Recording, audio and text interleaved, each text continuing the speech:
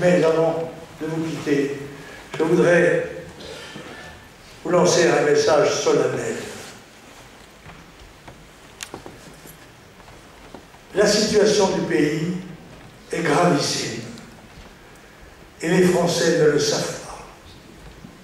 Bien que nous ayons répété sur tous les tons les avertissements que nous donnait l'expérience que nous avions de l'histoire de notre pays, nous n'avons pas été entendus ou nous avons été bâillonnés.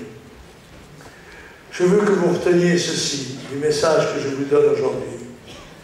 L'immigration massive que subit la France depuis une trentaine d'années et qui continue de se développer avec la complicité active de l'établissement, qu'il soit politique, syndical, intellectuel, religieux, est le phénomène historique le plus grave que la France ait connu depuis qu'elle existe, beaucoup plus grave que les grandes invasions, que les guerres, les épidémies ou les famines.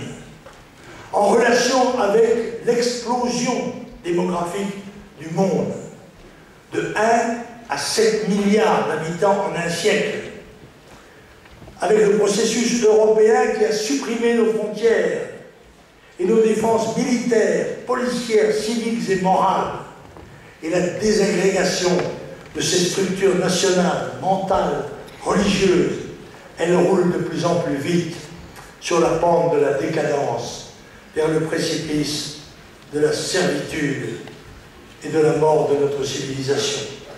À de rares exceptions près, les politiciens de gauche et de droite sont les responsables de cette catastrophe historique qui entraîne la ruine financière et économique, le chômage, l'insécurité, l'appauvrissement et la désintégration de nos systèmes de prestations sociales.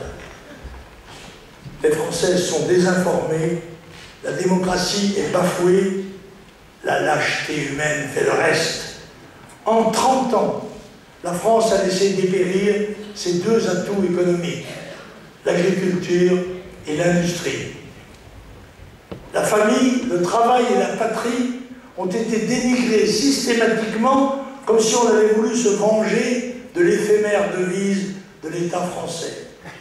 Le peuple vieillissant et perdant sa dynamique vitale sous les pressions hédonistes sera demain à la merci de masses étrangères, jeunes, conquérantes, sans pitié pour ceux qui avaient abdiqué leur droit à la vie et à la liberté. 1500 ans d'histoire seront jetés à la décharge des nations vaincues, à moins que, mais il est déjà tard, qu'un sursaut d'intelligence, de lucidité et de courage ne secoue ce qui est encore une majorité de citoyens libres, mais aveuglés et assourdis, ne lance comme en d'autres temps à l'assaut de l'avenir.